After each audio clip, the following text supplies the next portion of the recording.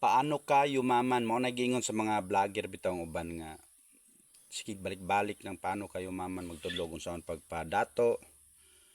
Pero unsa nakatinuod og madato bagyo ka og mosunod ka ng mga butanga ba? Mga ilang mga steps, mga kuan nila tambag. Tinuod makatabang gina importante gid ang magtigom ka. Kay ug magtigom ka na kay kaugmaon magamit nimo na sa imong future pero kanang ingon nila nga ug muliho ka madato ka di na ingon nga tinuod gyud tanan kay dili tanan tawo madato.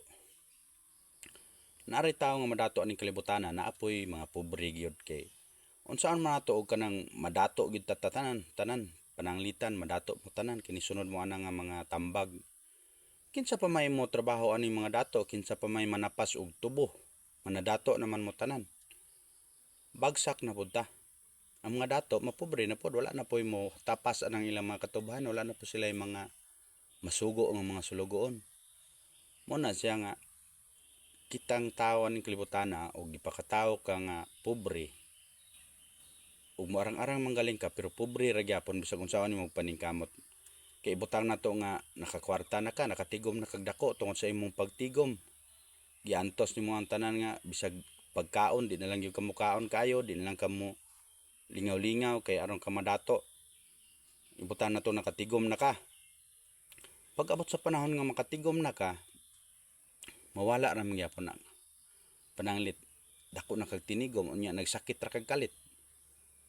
Di wala na nawala gyapon imong tinigom nahurot ra gyapon gitigom ra gyapon nimo para sa imong mga sakit unya mingon sila nga kuan kining health is wealth kinahanglan kuan gyud ka kanang himsog grabe nimong kanang exercise kaon kag mga healthy food kay arong di ka magsakit pero bisag unsaon na nimo una-una ba nga nganong naa gyud taong magsakit bisag sa giun sa nila amping sa ilang kaugalingon. Naa magani mga tao nga gipakatawo palang daan aning kalibutan nagsakit na, nanay sakit mintras bata pa. Mo na nga kitang tanan sa kalibutan naagid tay atong kaugalingon nga kanang kapalaran. O kapalaran gid mo nga di gyud kamo dato bisag unsaon pa nimo paningkamot, kuhaon ra gid imong kwarta. Mo na siya.